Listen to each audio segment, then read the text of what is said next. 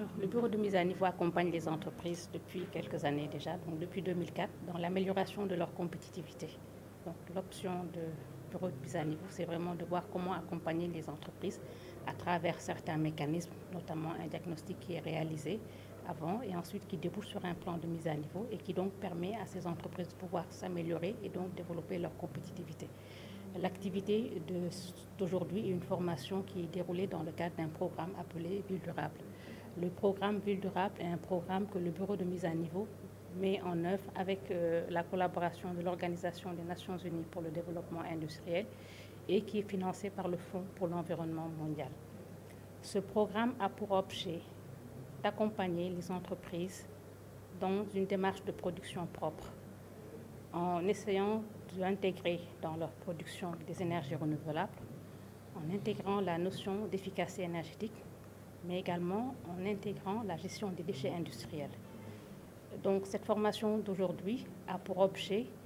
l'assistance, une formation sur comment mettre en place un système de management de l'environnement. Ce système de management de l'environnement permettra aux entreprises qui sont accompagnées dans le cadre de ce programme de pouvoir évaluer, en tout cas de pouvoir amoindrir leur impact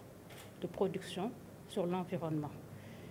Et cette formation a justement tout son sens puisque, comme vous le savez, ce sont des questions d'actualité qui ont été largement débattues dans le cadre de certaines activités comme la COP26 où il s'agit de voir de manière en tout cas pérenne comment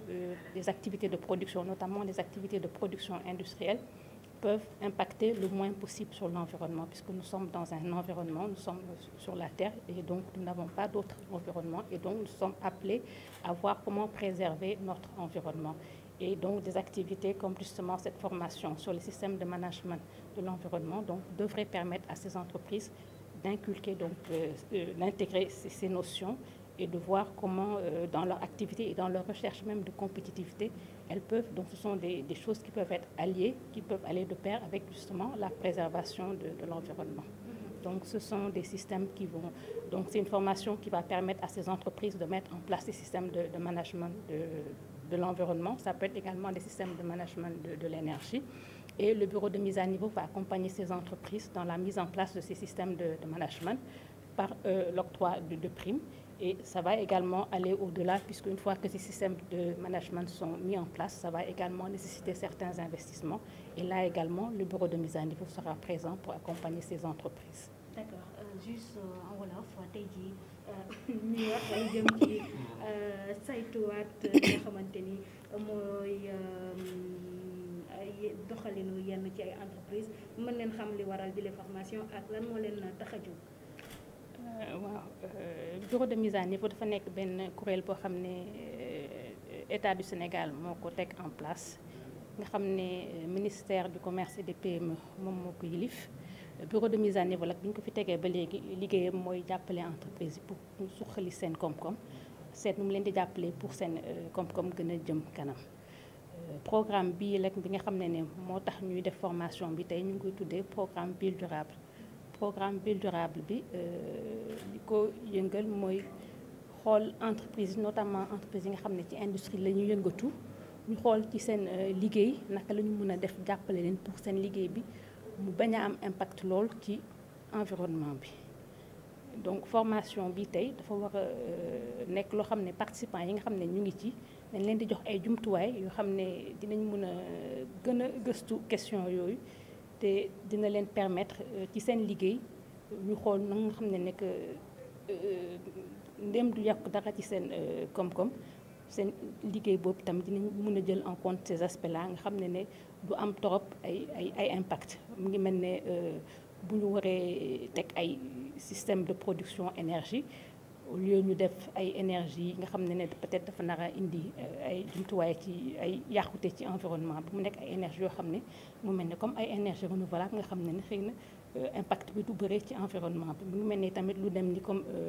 gestion des déchets ñu xool nu ñuy xam ne bu ñu gérer seen déchets yi xëy na du am impact trop ci environnement bi mu ngi mel ni tamit bu ñu waree utiliser ay eau ak